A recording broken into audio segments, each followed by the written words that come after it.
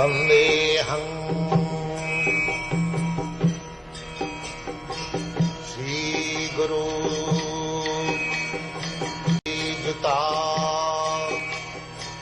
Padakamalam Shri Gurum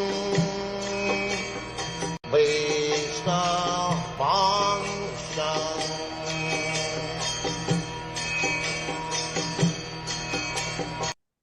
Hare Krishna everyone, welcome back to yet another interesting episode of Pariprashna. So today's episode is episode number 37.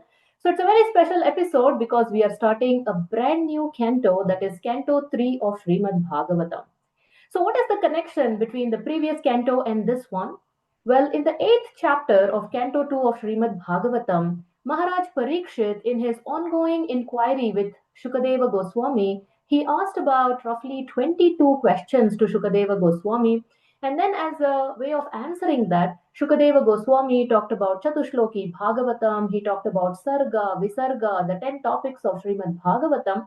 And then, towards the end of the last chapter, that is chapter 10 of Canto 2, he said, well, Maharaj Parikshit, I am now going to tell you about Padma Kalpa, and then also talk about topics like time and other things. But however, right after that, Shaunaka Rishi asked Suta Goswami that they would want to hear about Vidura Maitreya Samvada, this transcendental conversation. And then in response to that, Suta Goswami replied, well, the same conversation was asked by Maharaj Parikshit to Shukadeva Goswami, so I will narrate that.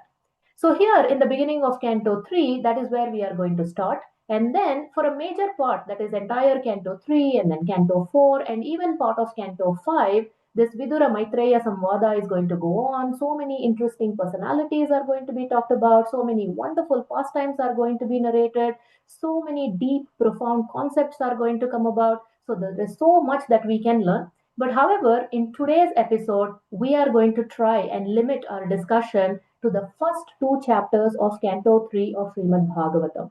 So, the chapter 1 is titled Questions by Vidura, and chapter 2 is titled Remembrance of Lord Krishna. So, we have a lot to cover today. So, without further ado, let us continue our inquiry from His Holiness Bhakti Padma Saurabh Pracharak Swami Maharaj. So, Hare Krishna Maharaj, please accept my humble obeisances. All glories to Srila Prabhupada. Hare Krishna. So, Maharaj, in your previous discussion and also earlier, you have quoted one of my favorite series of shlokas from Padma Purana, which talks about how the different cantos of Srimad Bhagavatam actually represent the different bodily limbs of Lord Krishna. So, Pado Yadiyo Prathama Dvitiyo Tritiya Turyo Katito Yaduru. So, it continues like that. So, in the first two cantos, Maharaj, in your wonderful explanations, you have given us a glimpse into the darshan of the lotus feet of Lord Krishna. So, now, Tritiya Turyo, the third and the fourth cantos, are representing the thighs, Uru, of Lord Krishna. So, before we actually enter the chapter, if you can kindly tell us, give us a brief overview of the entire Canto 3, that will be really nice. So, Uru means the thighs, and the thighs are the place you go and sleep, take rest. The thighs, and when you sit, the mother sits, that becomes the god, that becomes the lap of Krishna. So, third and fourth cantos, they have some uniqueness. Okay. The uniqueness is Vidura Maitreya Samvad. And Vidura is inquiring from Maitreya. And Maitreya and Uddhava are the last people to hear from Krishna. Okay. So, all the subject matters are there in these two cantos of Bhagavatam. So now, third canto, the summary is like this. Before going to the summary, we should know the 10 subject matters of Bhagavatam. Atra sargo visargascha sthanam poshanotaya manvantre shanukata nirodha muktirashraya. Among the 10 subject matters of Bhagavatam, the first subject matter starts in the third canto. Whereas the first two cantos in general, they discuss all the subject matters. Mhm. Third canto specifically talks about Sarga, that is the first subject matter, that's creation by Krishna himself Mhm. in the form of Vishnu. Okay. Just by the glance of Vishnu, the material nature comes into existence. So creation. That creation means elemental creation that is described. Hmm. Now the third canto of Bhagavatam has something special to start with. Mhm. That is the parampara or the appearance of Bhagavatam has been described before. In the second canto, 9th chapter, Krishna speaking to Brahma. And the second canto, 5th, 6th, and 7th chapters, Brahma speaking to Narada. In the first canto, 5th and 6th chapter, Narada speaking to Vyasa. This is one parampara. But there is another parampara which is coming from Ananta itself, from Ananta to Ananta Sesha to the four Kumaras, and then Sankhyayana, and then it comes all the way to Vyasa's friend Maitreya. So in this way, Vidura Maitreya Samvad has come because this is also one of the Bhagavad Paramparas. This is also the appearance of Bhagavatam through the lotus mouth of Sesha, Ananta Sesha, through Kumaras and the Sankhya Rishi, and from there through Maitreya, and we are all getting it. Mhm. So this is also another version of Bhagavatam that has to be there. So in the first few chapters, you have the description. The 4 chapters talks about the Vidura Maitreya Samvada, and then Vidura Uddhava Samvada, conversation between Vidura and Uddhava. 4 chapters are there. Mhm. And then Uddhava says to Vidura, you go and inquire from Maitreya. So then Maitreya talks about different things of this world, that is, especially the creation of this world, Mhm. to Vidura. Vidura Maitreya Samvad starts. 8 chapters are talking about it. Mhm. And then 7 chapters talk about Varadev. So many pastimes. Varadev's Mhm. pastimes. 7 chapters till 19th chapter. Mhm. You have 4 plus 8, that becomes 12. Mhm. 7 chapters talk about Varadev, that is 13 to 18 talks about Varadev. Mhm. And 1 chapter talks about the creation by Brahma, which is Visarga, Okay. 20 chapters. Mhm. Then 4 chapters talks about the appearance of Kapila, Mhm. that becomes 24 chapters. And then there are 9 chapters where Kapila's teachings are described, that become 33 chapters. Okay. So 33 chapters talk Mhm. about all these subject matters. Varadev is only a small pastime, but a lot of description is about Varadev. 7 chapters only for Varadev. Oh. And also the interesting samvada between Kapila and Devayuti, Mhm. which contains the entire Krishna conscious philosophy Mhm. in a nutshell, but in the most simplified, in a systematic way, especially Mhm. the creation of elements. The way Kapila describes Devayuti, nowhere you will find such description, such simple and systematic and profound descriptions of creation. Everywhere it is there, but it is Mhm. very confusing. And this is a place where you find Kapil Devati Samvad, the elemental creation, Mhm. uh, the fundamentals of the universe, the Panchamahabhutas, and also the 10 senses, the Tanmatras, all Mhm. these things, their qualities, Tattva Lakshana has been described very nicely there. Mhm. That's how third canto, if somebody wants to rest in the philosophy of Krishna consciousness, that is the lap of Krishna, take shelter of third and the fourth canto. In the third canto of Bhagavatam, at the end, you'll have Kapila describing to his mother Devayuti Mhm. 4 kinds of devotional service. A person in mode of ignorance performing bhakti, that is tamasika. Mhm. Person in mode of passion performing bhakti, that is rajasika bhakti. Person in mode of goodness performing bhakti, that is satvika bhakti. And transcendental bhakti, shuddha bhakti, that is the 4. So, because Kapila told Devati these four, then there should be four examples for it. So, fourth canto contains four pastimes. Daksha for Tamasika Bhakti, and then Dhruva for Rajasika, and Ritu Maharaj for Satvika, and the Prachetas for Shuddha Sattva. So, in this way, you have the third and fourth canto, everything, the philosophy, and a person who exemplifies that particular kind of philosophy is there. Yeah. Brilliant explanation, Maharaj. I am personally very excited to go through the entire Canto 3. And you said 33 chapters, Maharaj? 33 chapters. So I think then this is like the second longest canto of Bhagavatam after 10th canto then.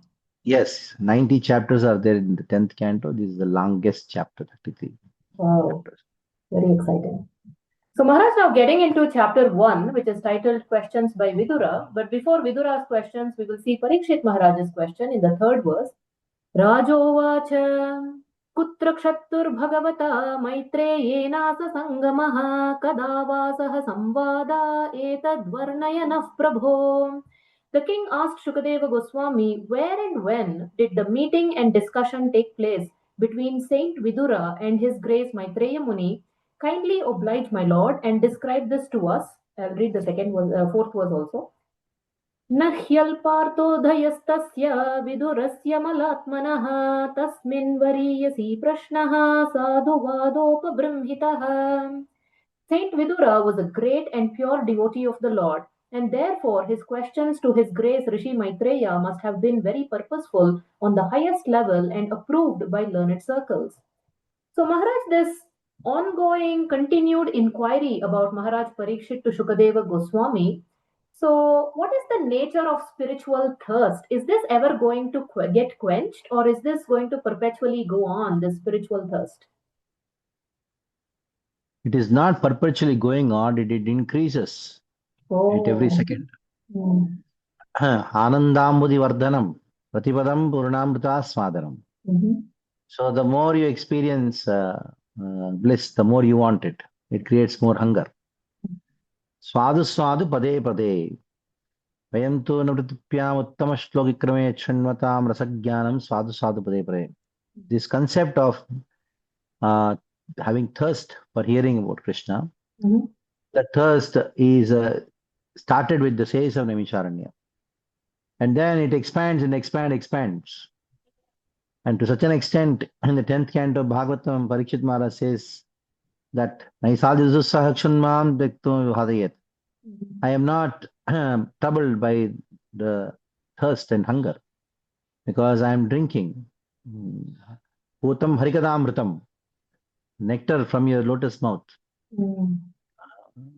and which is actually Krishna Katha, Prema Rasa. And Bhagavatam is full of rasa, rasamalayam, muhuro rasika bhuvibhavuka, pibata Bhagavatam rasamalayam. So if you're drinking something through the mouth or eating something through the mouth, the stomach has limited capacity. Though you may not be satisfied because it is so tasty, but still you cannot eat more because stomach has limited capacity. But through the years, it goes into the consciousness. The consciousness has unlimited GB, unlimited capacity. Because what the Krishna Katha, when you hear it, is stored in the ether. Ether being almost like Krishna in quality, it is unlimited. But space is constrained in the stomach. But there is no constrainment of space in the ethereal platform. So in this way, the more you hear, the more hunger you have, the more thirst you have. And the more you hear, it increases. It doesn't decrease, rather. It doesn't maintain. It doesn't continue. It continues to increase exponentially. That's why Parikshit Maharaj is asking his question. Yeah. Wonderful. So Maharaj, the next section, that is pretty much shloka 6 to 16, are describing the context in which Vidura left home and went on a pilgrimage. So the circumstances leading to Vidura's renouncing Hastinapura. So I'll just maybe read the translations and not the shlokas. Sri Sukadeva Goswami said, King Dhritarashtra became blind under the influence of impious desires to nourish his dishonest sons and thus he set fire to the lacquer house to burn his fatherless nephews, the Pandavas. Yudhishthira, who was born without any enemy, was unfairly defeated in gambling, but because he had taken the vow of truthfulness, he went off to the forest. When he came back in due course and begged the return of his rightful share of the kingdom, he was refused by Dhritarashtra, who was overwhelmed by illusion. Lord Krishna was sent by Arjuna into the assembly as the spiritual master of the whole world, and although his words were heard by some, like Bhishma, as pure nectar, it was not so for the others, who were completely bereft of the last farthing of past pious works. The king Dhritarashtra or Duryodhana did not take the words of Lord Krishna very seriously. When Vidura was invited by his elder brother Dhritarashtra for consultation, he entered the house and gave instructions which were exactly to the point. His advice is well known, and instructions by Vidura are approved by expert ministers of state.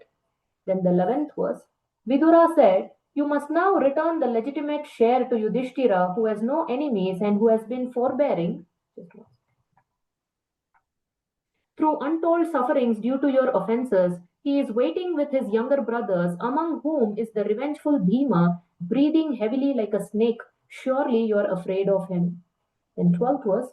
Lord Krishna, the personality of Godhead, has accepted the sons of Pruta as his kinsmen, and all the kings of the world are with Lord Sri Krishna. He is present in his home with all his family members, the kings and princes of the Yadu dynasty, who have conquered an unlimited number of rulers, and he is their Lord.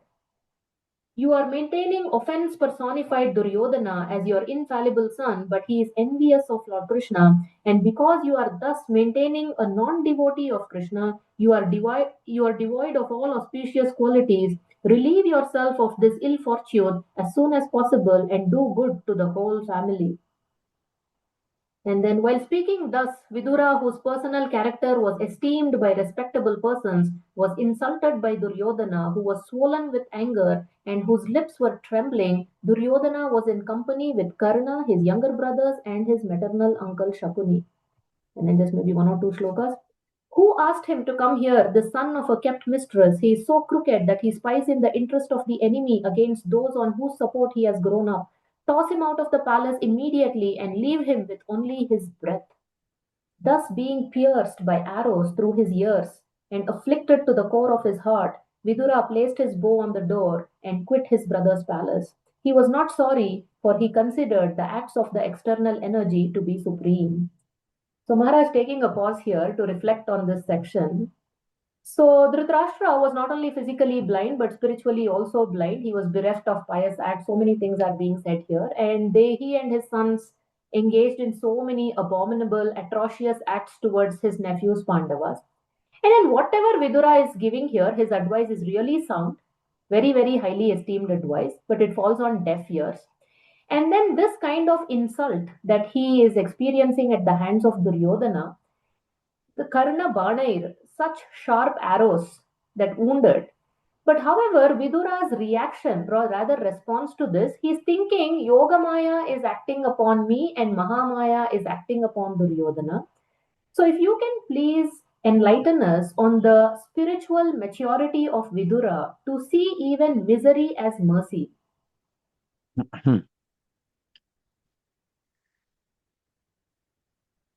So Vidura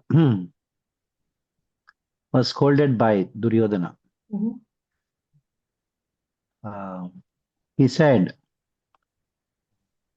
"You are actually kayenam matropajuhvaha jimhan." He says, "You are the son of a maid servant. Who called you here? Hmm? Who has called you into this assembly? He doesn't desire to be in this assembly because he is the son of a maid servant. He's low born. That is why he is very, he cheats us. And also his actions are also like that only. He betrayed the master who has given food. We have given food to him. Now he is betraying me, I'm his master. And he is like an enemy to us. So if he stays here, he'll destroy the entire world. The whole family will be destroyed. So he should be kicked out of this place. And he tells his father, do it quickly without any delay. And how? He should be sent with nothing, only with his breath. Mm. So, Vidura is a very inauspicious person. All the dead bodies are there. Such person, you cannot keep him here. If you keep him here, he'll make the entire place inauspicious. When Vidura heard these words, which are very piercing, these words, Vidura placed his bow at the door and left. Why? He thought, Duryodhana, if I take the bow, you may think that I am going out to create an army and then bring back the army to fight with you.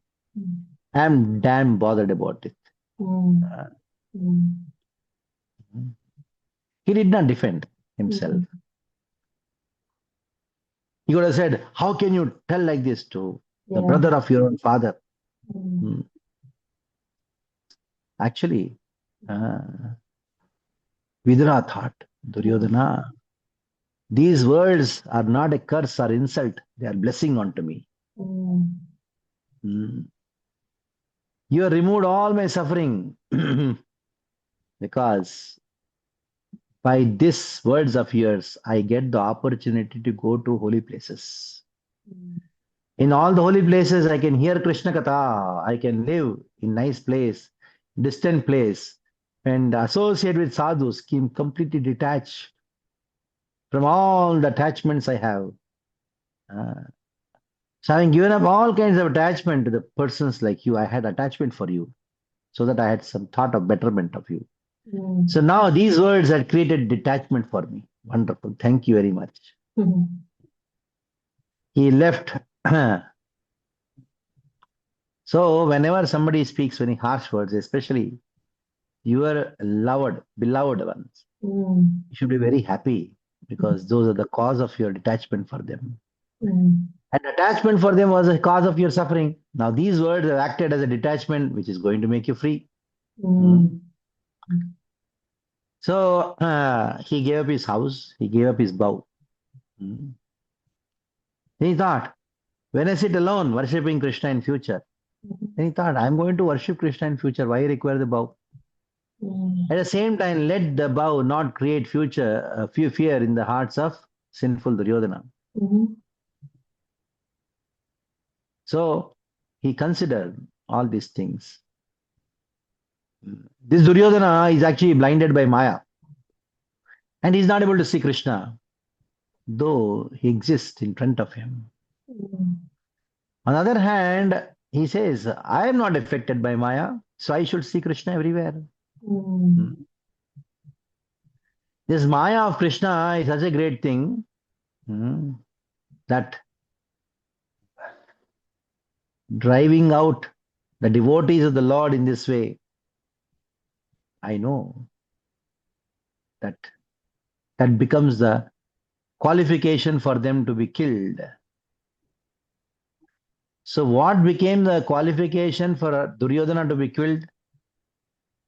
Because he insulted with a devotee like Vidura.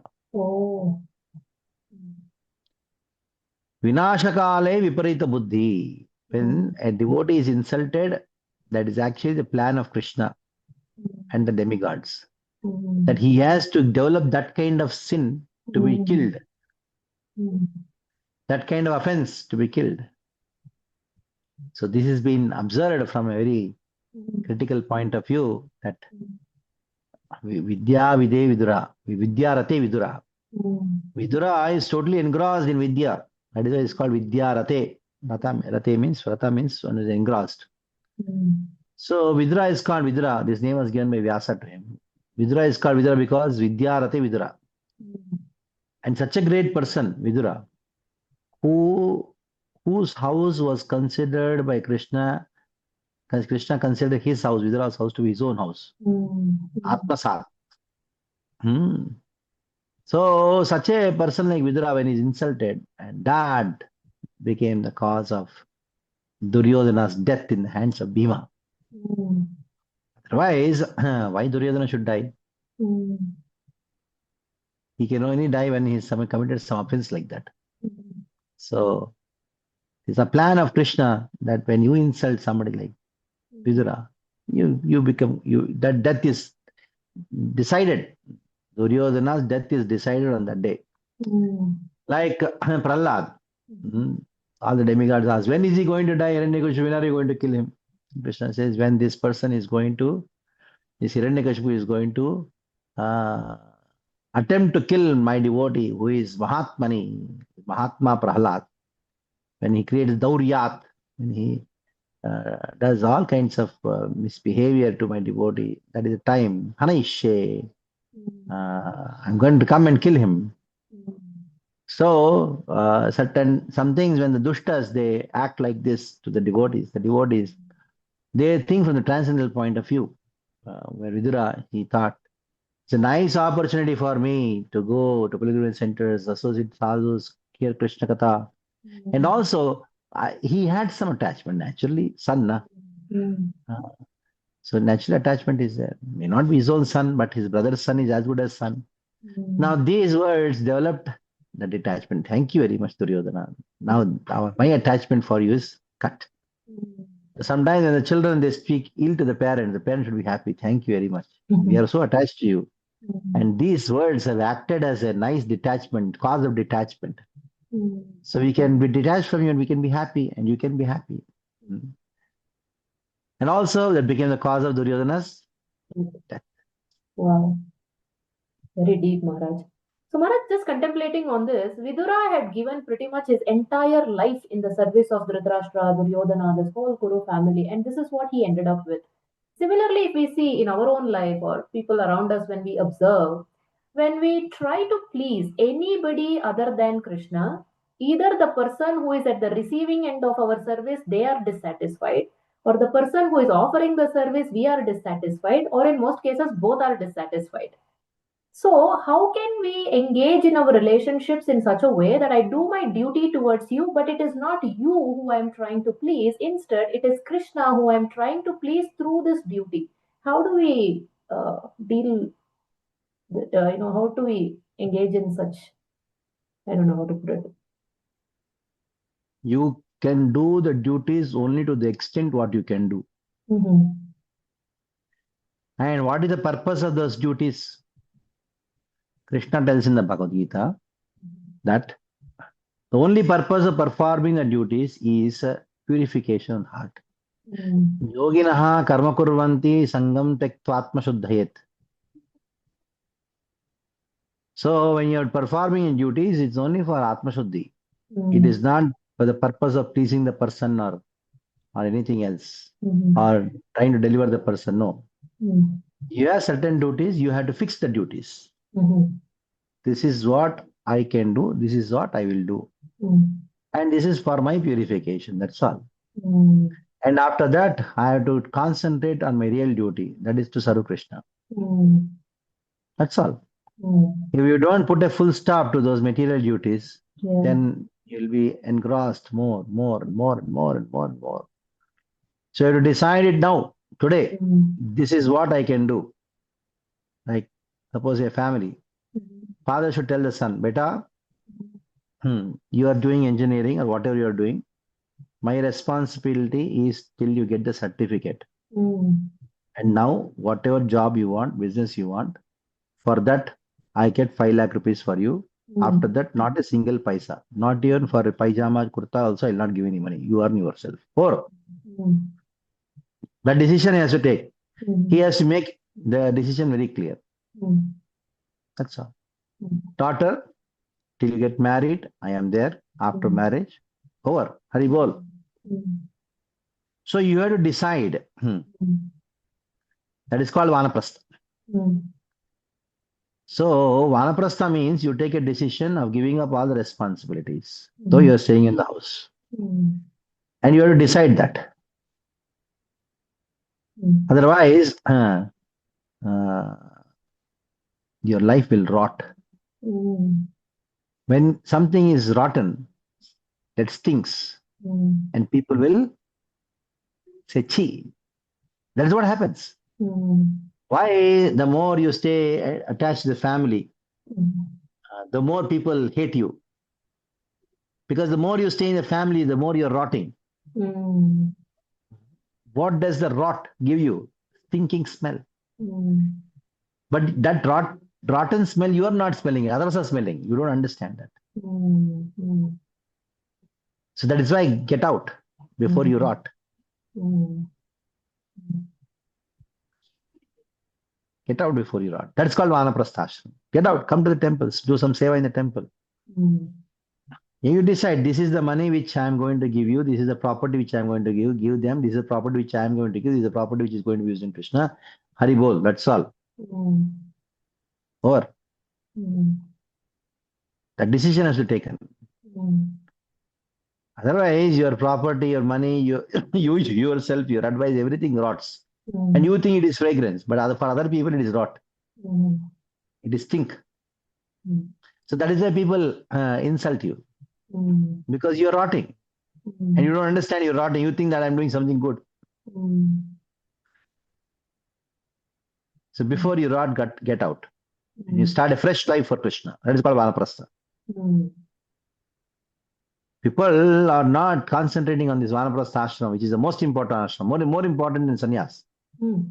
Okay. Because sannyas is not for everyone. Vanaprastha is for everyone. Oh. And it is as good as sannyas Mm. from a spiritual point of view. And from the middle point of view, it is as good as grahastha. Oh. Interesting. Mm. So you have both experiences. And Mm. that's where your Krishna consciousness starts. Mm. Okay. So We require Maharaj, many Vanaprasthas to Mm. run temples and gurukuls. Mm. Mm. Yeah, sorry, Maharaj, I think I interrupted you. If you want to continue. No, that's what. So you talked about Vanaprastha. Is there any other point? Like here in Vidura's case, this instance really cut the line. I mean, he said, okay, I'm giving up and going. He put the bow aside and left. So when do we know it is time for us to walk away from a certain circumstance or relationship or something like that? This is it. Intelligent person decides it by himself. Mhm. Fools let others decide it. Nice. And those who are rascals, idiots, they don't decide. Mm. So best is you decide. Mm. Mm. Don't wait for the situation to come. Mm. You decide. Mm. If you decide today, we can do it in 5 years. Mm. Anybody. Mm. Best is you decide by the age of 35 and wind up by the age of 45. Wow. Yeah. 5 years transition. Mm-hmm. Then 50 you are totally out. Mm. So how much to do, what to do, decide by the age of 35. Mm. Mm. So for that you have to get married early. Yes. By the age of 21 get married, have Mm-hmm. children. Mm-hmm. By the time you are 40, your children are above 18. By the age of 42, you are 21. They are all done. Then whatever formalities are there, do, and then out 45, you're out. Mm. 50, you're completely out. And then you're on your own, they are on their own. Mm. And the people get married at the age of 35 and what? All gone for a toss. Mm. Mm. Okay, right. So the next section, Maharaj, the shloka 17 to 25 talked about Vidura's travel to pilgrimage. So the way he travels like a mendicant, and then without people recognizing him, he's going from place to place, taking bath in the holy rivers, hearing from the sadhus. So as we are reading through the section, it's not so much about the place, because pilgrimage, we think it's the place, but it's more about the person, the sadhus who we hear from. Of course, you've talked about this in the past also, but if you can talk a little bit about Vidura's pilgrimage. Bhagavatam clearly says that Syatma buddhi gunapetra dhatuki swadik kalatradishu bhauma ichadihi yat tirtha saline karicha janesha vignesh sayo gokara. One who goes to pilgrimage places but doesn't inquire from a sadhu, then he is called gokara.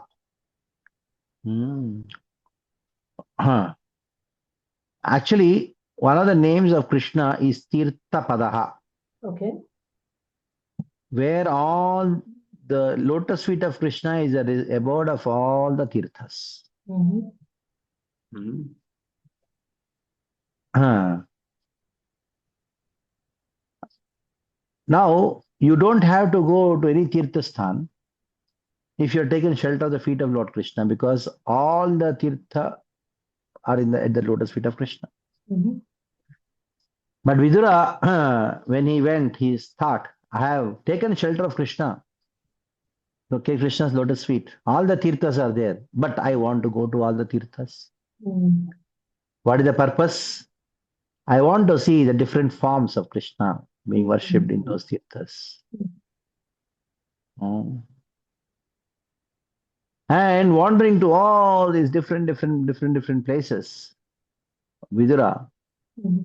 he uh, he had Krishna in his heart. What did he do? He purified the tirthasthans. Mhm. Tirti kurvanti tirthani swantastena gadabrataha. So though Vidura, he had taken shelter of Krishna, that means all the tirthasthans are at the lotus feet of Krishna. Mhm. But still, why did he travel? To purify the tirthasthans. Mhm. Bhavadvida Bhagavatas, the devotees like you, they are great personalities. Oh. And they carry Krishna in their heart. Mhm. So why do they go to Tirthasthan? Tirti Kurvanti Tirthani. To purify the Tirthasthan, Vidura went to all the places. Though he was not thinking like that. Mhm. He thought of going to see the forms of Krishna, different forms of Krishna. But what is the real purpose of Krishna making him go to all the places? To purify the tirthas. And Chaitanya Mahaprabhu, of course, he's God himself, but in the form of a devotee. When he went to South India, all the places, then Chaitanya Chaitanya describes those places are tirthasthan. But because of the feet of Chaitanya Mahaprabhu there, all the places became Mahatirthas. Tirthas became Mahatirthas. Mhm. That's the speciality of Vidura going to all these places. Okay, wonderful. So, Maharaj, in the next section, we see 26 to 42, quite a lot of verses where Vidura is inquiring about the welfare of Yadus and Kurus. So, when I was reading this, I was reminded of Canto 1, chapter 15, where Maharaj Yudhishthira has already observed so many evil omens. So, he is suspecting that maybe Krishna has already wound up his pastimes. He's talking to Bhima. He's also concerned that Arjuna had gone to Dwaraka to inquire from Krishna and he's not come back for several months now. And then finally, after several months, Arjuna returns, and Arjuna is looking so dejected. And at this point, pretty much Maharaj Yudhishthir knows that Krishna has left this mortal world. But in spite of that, Maharaj Yudhishthira does not actually ask about Krishna's disappearance. Rather, he asks about 40 different questions, inquiring about the devotees of Krishna and so many other things about the possible causes of Arjuna's dejection. Similarly, here, I'm suspecting, maybe correct me if I'm wrong, that Vidura, during his entire travel, where he was going through so many different places, maybe it is pretty clear to Vidura must have found out that perhaps Krishna has left the world and also about the result of the Kurukshetra war, although he did not actively participate in it. But however, here he's inquiring about the Yadus, the Kurus, and so many other things to Uddhava. Does he really not know? And he is asking, he already knows, but he's still asking in spite of that. So, what is going on here? He doesn't know. He does not. Okay. So, how do we draw parallels, Maharaj? Isn't this a contradiction? He renounced everything. He left home. He went on a pilgrimage. And why is he again concerned about what happened with the war and what happened with Kurus, Yadus? Because he is concerned about Krishna. So since he is concerned about Krishna, he is concerned about those who are connected to Krishna. Okay. Love for Krishna means love for devotees. He had that. Mm. He had that love for devotees. Mm-hmm. That is he's asking. Mm-hmm. Hmm. So detachment from the world means attachment to Krishna. Okay. Attachment to Krishna means attachment to the devotees of Krishna. Mm-hmm. Mm-hmm. Okay. So, Maharaj, then finally, in the last section, 43, 44, 45, 3 verses, ultimately Vidura is asking, he wants to absorb himself in Krishna Katha and he's expressing his eagerness to hear Krishna Katha. So, is this like the culmination? Is this the peak of one's inquiry? That in spite of inquiring from all the sages, taking bath in the holy rivers, now ultimately he wants to take a bath in the ultimate holiness, that is the holy river of Krishna Katha? Definitely. Mhm. The purpose of every inquiry has to land up in Krishna Katha. Okay. That is why, so he says, why did the Lord tolerate all this offense? Mm. He could have killed all the kings who were intoxicated by pride in 1 second, that's all. Why he was tolerating them? Mm. Why he tolerated the offense of the Kurus? Because he wanted to relieve the sufferings of his devotees. So that is the reason he tolerated everything. Mm. Because he wanted to give association to the devotees. The devotees are experiencing separation from him. Mm. The whole purpose of Krishna's appearance is for devotees, not for killing the demons. That is the second reason, not the real reason. Mhm. So, through this conversation, before we get into the Vidura Maitreya Samvada, there is Vidura Uddhava Samvada. So, in the first chapter, we see when Vidura, through his travel, he comes on the banks of Yamuna, he meets this great devotee Uddhava. And Uddhava is already going through so much of separation from Krishna. And on top of that, now Vidura has asked so many questions. And in the chapter 2, in the beginning, we see such beautiful visual depiction of Uddhava's reaction, what's going on with him. So, chapter 2, Remembrance of Lord Krishna. Shri Shuka Uvacha Iti Bhagavatav Prishtah Kshatra Vartam Priyashrayam Prativaktum Na Chotseha Outkantyat Smariteshwarah. Shri Shukadeva Goswami said, when the great devotee Uddhava was asked by Vidura to speak on the messages of the dearest Lord Krishna, Uddhava was unable to answer immediately due to excessive anxiety at the remembrance of the Lord. So the next one, I'll just read the translation. He was one who, even in his childhood, at the age of 5 years, was so absorbed in the service of Lord Krishna that when he was called by his mother for morning breakfast, he did not wish to have it. सकथं सेवया तस्य कालेन जरसङ्गतः पृष्टो वार्तां प्रतिब्रूयाद् भर्तुः पादौ अनुस्मरन्. Uddhava thus served the Lord continually from childhood, and in his old age, that attitude of service never slackened. As soon as he was asked about the message of the Lord, he at once remembered all about him.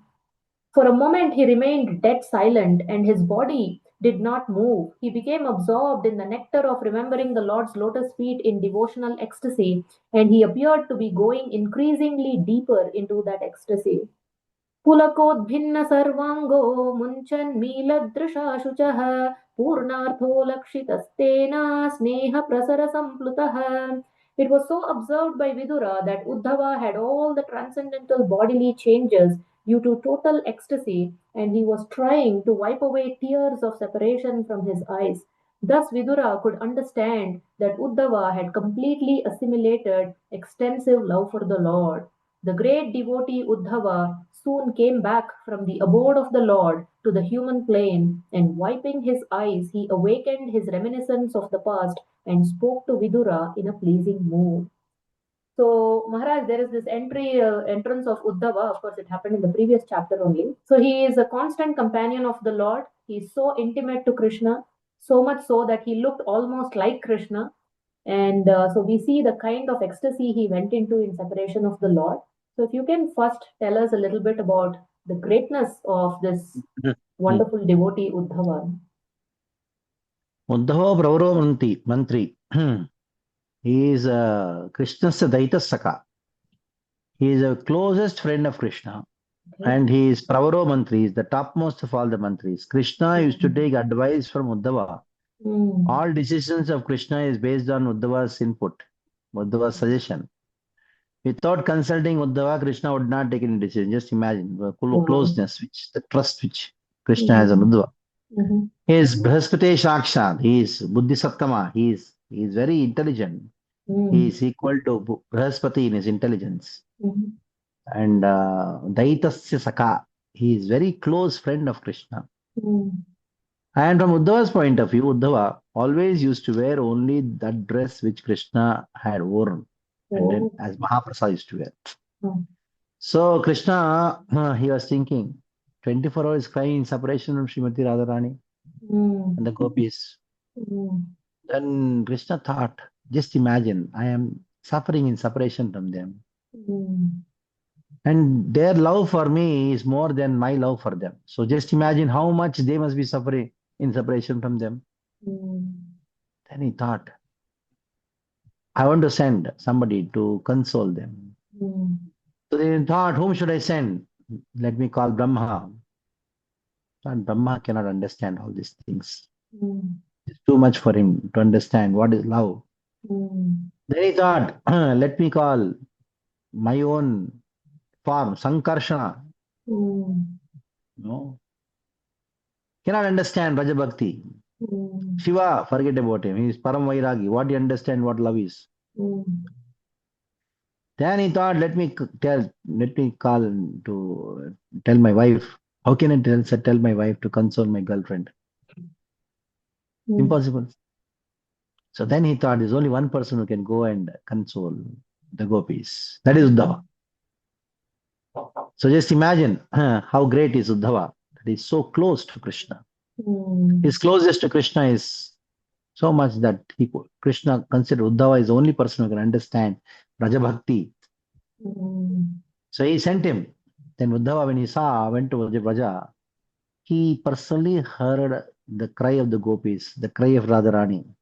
In the Mana Bhava, Radharani, in the extreme anger of separation, she sings Brahma Gita, and Uddhava was there in front of her. The highest Gita in the Bhagavatam, Brahma Gita. Uddhava became Sakshi. Then he thought, Krishna did not send me to console them. Krishna sent me here to see what love is. So these Vrajavasis are my Prema Guru. And Krishna actually wanted to teach me. Not that I go and teach them. So then he thought, I am not even qualified to receive their mercy. So I can go and say, oh Gopi, oh Radharani, give your mercy. I cannot say that. I am not qualified. So let me become a small piece of grass in Vrindavan. So when the gopis are going here and there, sometimes by fortune, without their intention, they may keep their feet on my head because I am there as a lata. Just going and please give me mercy. That is I have qualification. I'm asking. If I don't have qualification, how can I ask? So I'll just be like a lata. So by chance, if the dust comes and falls on my head, I consider myself to be very successful. That's Uddhava. Wow. And Uddhava became the last recipient of Krishna's pravachan. Wow, so much to learn, such humility. So Maharaj here, he was one who even in his childhood at the age of 5 years was so absorbed in the service of Lord Krishna that when he was called by his mother for morning breakfast, he did not wish to have it. So what a contrast. Today's children are also very absorbed in mobile phone and video games and cartoons. So they are also lost even when the mother calls for morning breakfast, even they are not responding. What a contrast between Uddhava, Parikshit, Dhruva, Prahlada versus modern day children. Yeah, true. And then here in the third shloka, Uddhava thus served the Lord continually from childhood, and in his old age, that attitude of service never slackened. Now, this is also a contrast. In the material service, over a period of time with age, the service will slacken. We become incapable of rendering service. But however, for Uddhava, it is only increasing. So, for rendering service to Krishna, then age is not a limit. Actually, the more you render service to Krishna, the more you become young. Old age doesn't affect. Old age doesn't affect. But Uddhava became old when Krishna left his planet, immediately became old because of experience of, of separation from Krishna. So what keeps the... Yeah, go ahead. Because it is said in the Bhagavatam, in the 10th canto, that many of the inhabitants of Gokula, in spite of they becoming old, they appeared youthful. Yeah. Okay. So is service the secret ingredient that will mitigate the pain of separation from the Lord and Guru? Service in separation. We cannot say it mitigates, but it gives some solace. Okay. Because separation is constantly there. There is separation when separation is there. Even in union, there is separation. When Krishna appears in front of the gopis, they embrace him because they're experiencing separation in their heart. So when Krishna is present in union, there is separation. And in separation, there is separation, but at the same time, union also. Within the mind, they are having union. So when they're in separation from Krishna, they constantly do the seva by which they get some relief. It is not that they experience, they're mitigated. There is no question any mitigation of separation. Okay. And this sloka, the 7th verse from chapter 2, it is so heartbreaking when Uddhava starts speaking. Uddhava uvacha Krishnadhyumani nimloche girneshvajagarenaha kim nunah kushalam bruyam gata shrishu gruheshvaham. Shri Uddhava said, My dear Vidura, the sun of the world, Lord Krishna, has set, and our house has now been swallowed by the great snake of time. What can I say to you about our welfare? First of all, these devotees, not only what they say, but how they say is so amazing. The quality of conversation is so high class. So simply not even going to the depth of the meaning, but just reading it gives so much joy to the heart. And of course, this shloka is quite painful that Uddhava is now saying that Krishna has left, the sun has set. So Maharaj, when he says the sun has set, that means the sun has risen somewhere else. So Krishna is simultaneously performing pastimes elsewhere, isn't it? Yeah, that is a philosophy here. That is, when Krishna, like the sun has set, then he says, how can I speak of the welfare of all of us? His friends and whom you have asked about in the house, they're all swallowed by lamentation.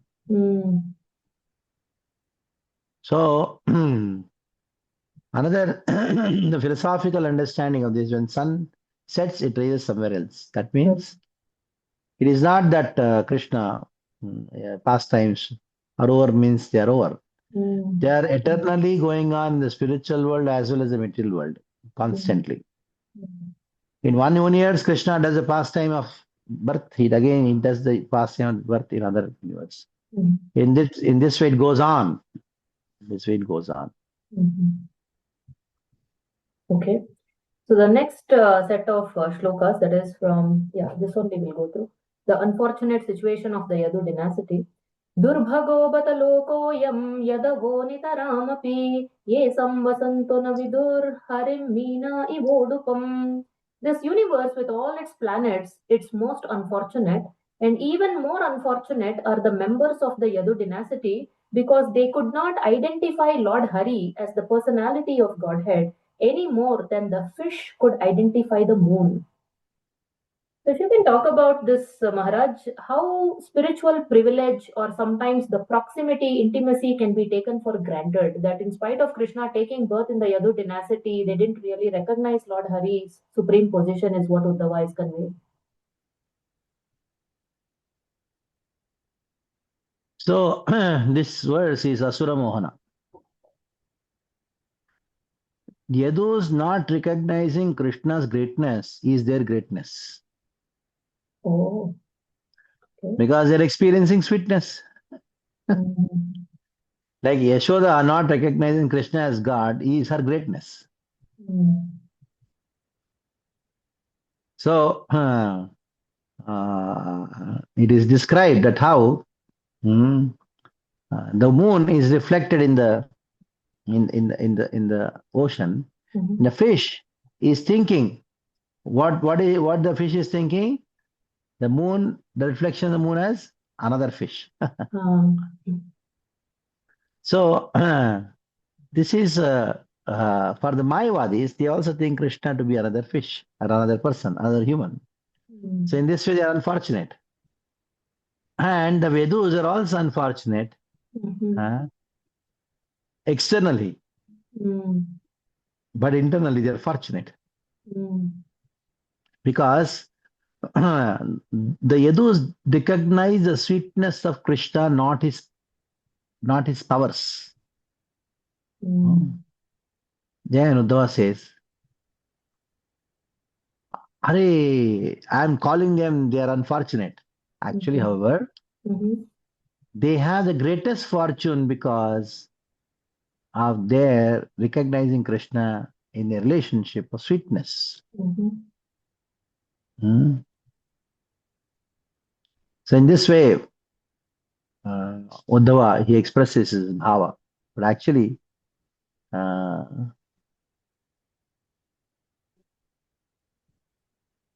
it is Asura Mohana.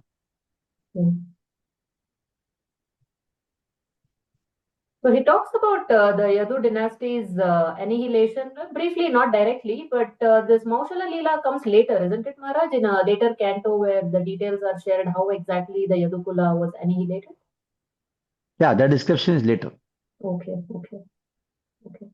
So is there any lesson that we can learn from this? How I've heard Prabhupada, somewhere in some purport, I don't recall somewhere, where Prabhupada says, just like Yadus were so powerful, nobody from outside could destroy them, but within themselves they fought.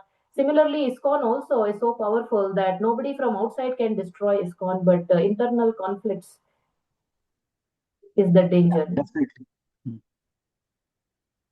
When this Yadu manifesting themselves, it is also pastime of Krishna. It is also Asura Mohana. Krishna manifesting itself is also Asura Mohana to bewilder the demons. So the internal conflicts, of course, that is a more bigger danger than external conflicts. But the internal conflicts are also Asura Mohana because if the internal concept, Maya is trying to refine and find out those who are not affected by it. They go back, come back to God. When we get into the conflict, what do you say? Filter. So all the things which happens only to filter. Maya's filter. So those who are caught up in the conflict, they stay. And those who are not caught up, they go. So that is why internal conflict happens. Okay. It's also another form of Maya. And those who see the internal conflicts as conflicts, they are also caught up. If you say those fought among themselves, oh, then gone. Okay. As the wheel of Krishna. Okay. So in the next few shlokas, we see Uddhava is relishing the beauty of Lord Sri Krishna. The Lord appeared in the mortal world by his internal potency, Yogamaya. He came in his eternal form, which is just suitable for his pastimes. These pastimes were wonderful for everyone, even for those proud of their own opulence, including the Lord himself in his form as the Lord of Vaikuntha. Thus, his Sri Krishna's transcendental body is the ornament of all ornaments. Param Padam Bhushana Bhushanangam. So, Maharaj, if you can share a little bit about how meditating on Krishna's beauty elevates the consciousness of the devotees. So this is very interesting what he says, Vismapayan yaswasya jasau bhagadre. Vismapayan swasya cha. Because when Krishna went back to his abode, then somebody may ask a question. Did Krishna go to Vaikuntha? No, no, no, no. This Martya Leela Yopa Ekam. It did not go to Vaikuntha because Vaikuntha he has four hands. Mhm. This form of Krishna is very special because even the Lord of Vaikuntha has, he also, Lord of Vaikuntha, Narayan also doesn't have this kind of beauty. To such an extent, he himself is attracted to Mhm. the form of Krishna. Hmm. So, the form of Krishna is Saubhadre Parampadam, topmost, most auspicious. Even the Lord of Vaikuntha want to see this form. That story you know very well. Mhm. Arjuna, he took a vow, I am going to save the son of the Brahmana. So then Brahmana gave birth to another son. Wife gave birth. Immediately died. Mhm. 16 are already died. And 17 died immediately. Mhm. Arjuna went around. He could not find. Then he had to do Agni Pariksha. Then Krishna Mhm. came. Told Arjuna, oh, you have to take Agni Pariksha, go. Oh, before you go to Agni Pariksha, enter the fire. Did you find that these two places? Let us go and see. Krishna took them to so many places. Mhm. They went to Yamaraj. There also he could not find. Then Krishna, let us go to Vaikuntha. Mhm. Then Arjuna could see Narayana is sleeping and all the 17 children are with him. Mhm. Oh, what are you doing? Why did you do all these things? Mhm. I just wanted to see you both together. The sweetness of you both I wanted to see. Mhm. So swasya cha, even Vishmapayan, even his own form of Narayana and Vaikuntha, Mhm. Vismapanam, he also becomes completely captivated. Yeah. That is why the Bhushana Bhushanangam, Mhm. when Krishna wears ornaments, those ornaments are beautiful not because they are beautiful, it is because Krishna is wearing them. So Krishna becomes the ornament for the ornament. Mhm. Mhm. Right. So, Maharaj, the next section, you talk about this quite extensively in your amazing lectures, quite often. So, the apparent bewilderment, the paradox, the harmony, the samanvaya that we do between the differences and the similarities. So, here Uddhava is also talking about something similar. So, maybe I'll just quote the 16th shloka and open it up for you.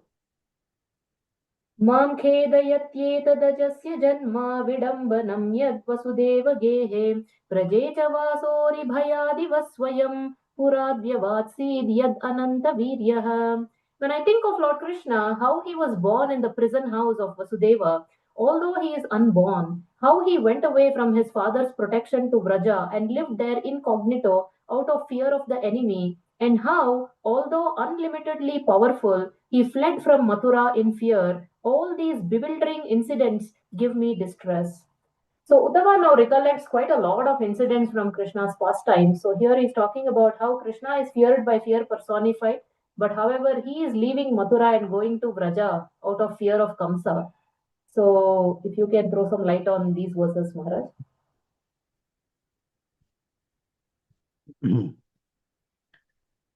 So this is called God. Mm-hmm. Krishna is Bhagavan because contradictory qualities are harmonized in him very Okay. naturally. Okay. Viruddha samanyam tasmin chitram. Mm-hmm. So Uddhava is experiencing that. He says, Ajasya Janma, Vidambanam. So that Vidambana, the confusion, seeing the contradiction in Krishna, is a primary rasa by which is a fundamental rasa based on which experience other rasa. That means you should be bewildered by seeing Krishna's beauty, bewildered by seeing Krishna's tattva, that is ajanmaka jan. Mm. Uh, one who is of fear is afraid of him, but he is afraid of Yashoda. Uh, व्रजे च वासो हरिभयातिव स्वयं. Now, Aribayat, he is afraid of the enemies and he ran. And he is known, he is glorified as Ranachod, Manu. And this is a concept throughout the Veda, throughout the Bhagavatam. Because absolute truth can only be described by harmonizing the contradictions in him. Everything is possible in absolute truth. He is tad dejati, tad nejati. Upanishad says this. He walks at the same time, doesn't walk. Tad dura is very far, at the same time very near. Tadvantike. Tadantarasya sarvasya. Krishna is inside everything, it is the same thing, everything is inside him. How is it possible? Tattu sarvasyasya bhayata. He is there inside the room, outside the room also. And the room is inside him. Very contradiction. Either you can be inside the room or outside the room. Krishna is both inside the room, outside the room. And he is inside the room, and the room is also inside him. So that's Vidambana. That experience of the Vidambana is called Rasa.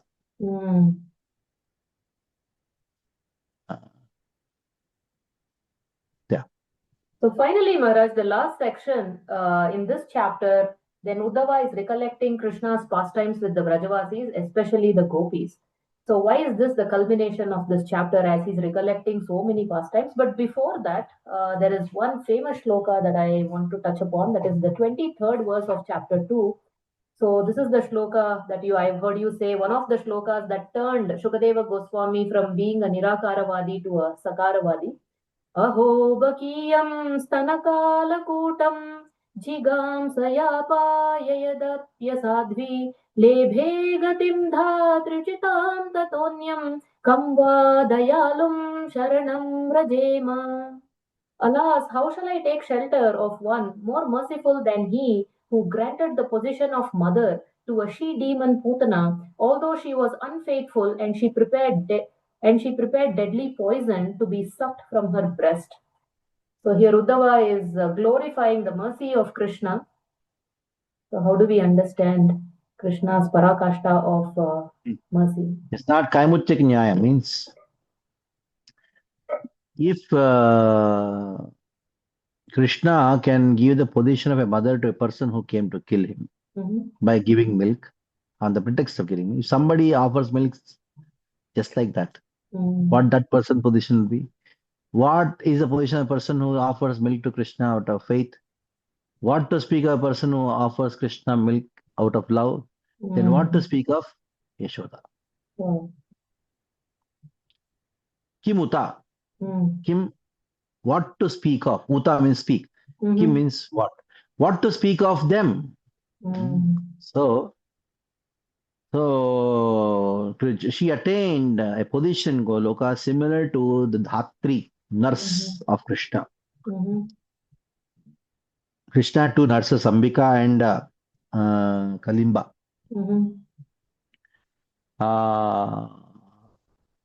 Putana, she just took the dress of a devotee. But she attained the position, attained the love suitable to a devotee. Though she has hatred, he made her a very special example that shows the daya of Krishna. The quality of Krishna liberating even demons. And also giving bhakti to those whom he hates, who hates him, who hate him. So that's what is being spoken in this verse. Okay. So Maharaj, the final section of chapter 2, where Uddhava goes into remembering Krishna's pastimes with gopis, why does this chapter culminate with that section? So that is how the Vrindavan pastimes, in one sense, they end. And then starts the Dwaraka Lila. Okay. And Madhuryam Samapyet. That is the nature of Krishna consciousness. It should end with sweetness. And that is the highest. Highest of all the pastimes is Rasa Lila. Okay. So this chapter ends with Rasa Lila. Because Madhuryam Samapyet. And then next chapter starts with Krishna's pastimes, Mathura and Dwaraka. Dwarka. Got it. Okay. So there is a logical flow. Okay, nice. So Maharaj, the next section is Vichara Mantana. So I briefly want to touch upon, go a little deeper, maybe just with 2 to 3 questions related to this remembrance of Lord Krishna discussed in chapter 2. So we know the essence of Krishna consciousness, always remember Krishna and never forget Krishna. So, but how can we actually practice this in our life to always remember Krishna? So in Uddhava's case, it is separation because of which he is remembering. So is separation the necessary ingredient for us to remember Krishna? Always remembering Krishna happens by hearing about Krishna. Okay. And hearing about Krishna is the most intense when you're in separation from Krishna. Mhm. Like, for example, Mhm. there's a small boy, Mhm. a 3, 4-year-old boy, Okay. and he's playing in another room, and mother is cooking. And now other lady comes and tells about her son to her. Isn't it? She's cooking also and hearing. I'm happy to hear about him. But it so happened that son got lost, 3 days not seen. Oh. At that time, somebody comes and tells about the son, then She'll start crying. hear with great intensity. Mm. That's all. The Smaran is more stronger in that's the thing. So in the Navavida Bhakti, Shravanam, Kirtanam, Smaranam. So if we do nice Shravanam and Kirtanam, will it automatically lead to Smaranam? Yeah, Okay. vice versa also. When you do, Mhm. then more Smaran increases Kirt and Shravan. Okay. Okay. So Maharaj, in this regard, what is the difference between Smarana as a sadhana and Smarana as a symptom of bhava, like we see in Uddhava's case? One is perfection, other is trying for perfection. Okay. You try to think, other is automatically thoughts come. Mm. What is the difference? As Mm. simple as that. Mm. So the next section, Maharaj, Anushilanam, practical application. So it is so inspiring and it is worthy to emulate how Vidura responded to Duryodhana's insult. So in our own life, when there are triggers for our false ego, whether it is humiliation, criticism, false accusation, insult, so many things being ignored. So how do we also develop this kind of spiritual strength and maturity to respond to the triggers in a Vaishnava way? See, we try to inculcate the qualities of the person whom we like. Mhm. And the moment we think of the person whom we like, the qualities come. They are downloaded. Oh. So here about the pastimes like Vidura Prahlad, when the situation comes, develop affection for that person by service. Mm. Then you develop the qualities. You can Mm. download this quality. Simple. Beautiful. Yes. So, Maharaj, moving on to the very last segment, that is our Brahmastra segment. So, given that we were discussing so much about Uddhava's remembrance of Lord Krishna, and recently I was hearing somewhere that some of your god brothers from ISKCON Dwarka temple, how after His Holiness Gopal Krishna Goswami Maharaj left this mortal plane, every month they go to Vrindavan to the Samadhi Mandir of your Guru Maharaj, and they give a report to your Guru Maharaj about their services. I thought how nice that that every month they go and give a report to Maharaj and draw that inspiration and all that. So I thought in today's Brahmastra, I wanted to hear from you about your remembrance of your Guru Maharaj, His Holiness Gopal Krishna Goswami Maharaj. Of course, we have a very short time and just a dozen questions. It will not do justice, but at least we'll try get a glimpse. So, what is the one quality of your Guru Maharaj that you try consciously to imbibe in your own life? Humility. Humility. Okay. So, Maharaj, your Guru Maharaj had this divine smile. I see some of his videos where he's laughing. It's just like a child. It's a transcendental smile. So, if he were seeing you, looking at you right now, what do you think he will be smiling at based on whatever he's seeing in your life, your preaching, whatever that is? Now, Yeah. Oh, he'll be smiling and say, oh, that, hey, at last you got your sannyas. You're happy? He'll tell you, "You happy? You're okay." Very nice. So, in your Guru Maharaj's absence, so-called absence, physical absence, how do you feel his presence the most? Through his dedicated disciples. Hmm. Wonderful. What was the most unforgettable personal interaction that you have had with your Guru Maharaj? The last, in April, I was there in Delhi for 10 days, Mhm. 10, 12 days. So every day I used to spend 2, 3 hours with him. Oh. So that was most profound. Whatever association, considering the time point of view, Mhm. I had in the past, say, 25 years of association with him. I had in the last 10 days, more than more Oh. than that I had in the last 10 days. Oh. So that's something unique. And it's because I was in Delhi teaching Bhakti Vaibhav. Oh. So at that time, the last few days when he decided to leave the planet at that time. Mhm. So when did he leave? So you were there in April that month, or very soon after that he left? Oh. March, April, May 5th he left. I was in April. Oh. So much mercy. Yes. What does opening the quote, serving Guru Maharaj, close the quote, mean to you today? Inspiring devotees. Mm. That's the major service. Okay. If you could give your Guru Maharaj a gift, what would it be?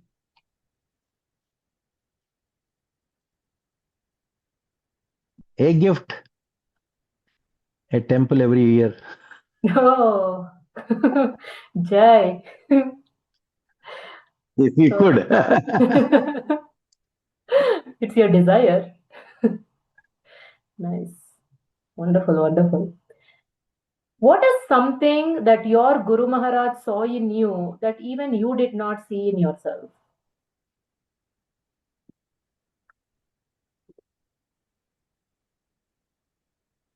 He saw me as a leader. Mm. That's one thing which he saw me, which I could not see in myself. Mm. Mm. Nice. Okay. So I would like So, to see uh-huh. the same thing in me.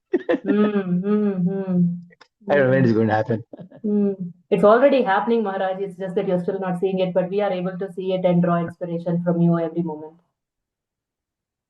So, Maharaj, I don't know whether it was last Vyasa Puja or something recent Vyasa Puja, maybe not the last one, that the previous one. You gave a series, some lecture in Pune, and then that transcript came in the Vyasa Puja offering the foreword, I believe, right in the beginning of the book. Yeah. So if you were to write an entire book on your Guru Maharaj, what would the title be?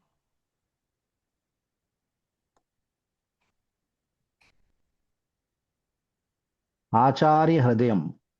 Oh, so nice. There's So, already a book called like that in Sri okay. Vaishnava Sampradaya. Uh-huh. I'll take that. Very meaningful. Very nice.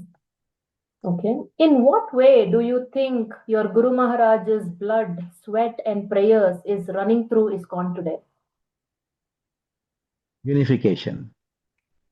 Unification? It's not unified just Oh. because of him. Mhm. Mhm. Okay. If you could walk one parikrama with your Guru Maharaj, which dham would you choose and why? Govardhan. Govardhan. Okay.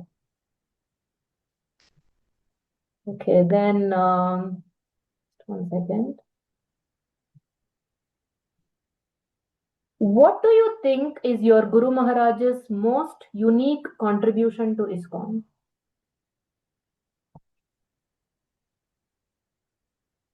Again, the same thing. Keep Mhm. ISKCON unified.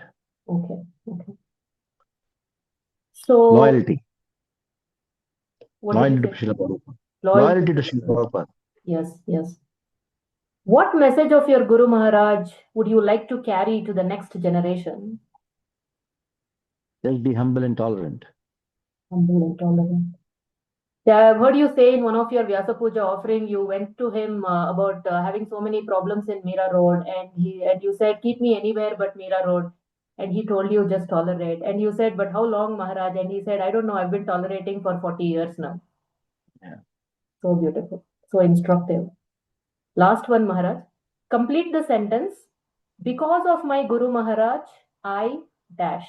If you can complete the sentence.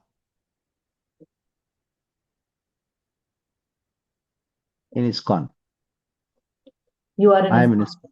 ISKCON. Oh, nice. Excellent. That's it, Maharaj. Thank you. We could go on and on, but we're running short of time. I know you're also super busy. So thank you so much, Maharaj. Week after week, no matter how pressing your schedule is, you're still taking time. I deeply am indebted to you. We are also appreciate your time and wisdom that you're sharing with us. So thank you so much. And so Bhagavatam is quite a long run, 33 chapters. We are going to stick to this canto for the next several weeks. So kindly continue to guide us, Maharaj. We'll be eternally indebted to you. Parikshit. So Hare Krishna, dear devotees, there we go. So we have just begun Canto 3. There is so much that is going to come up here. Like Maharaj was saying, there is embryology, there are the four different devotional things that Lord Kapila is going to talk about to Devahuti. So many interesting things about time, about Swayambhuva Manu, about Varahadev in 7 elaborate chapters. There is Sarga, there is Visarga. So there are so many interesting topics and pastimes that we are going to discuss here. So keep coming back week after week, and please let others also know that there is something like this happening in a podcast form, so they can also come and relish these conversations about Srimad Bhagavatam. So we will catch you very soon. So until next week, please do take care. Every Saturday we drop a new episode. Don't miss to catch them. So until next time, stay inquisitive and stay Krishna conscious. Hare Krishna. Hare Krishna Maharaj. Hare Krishna.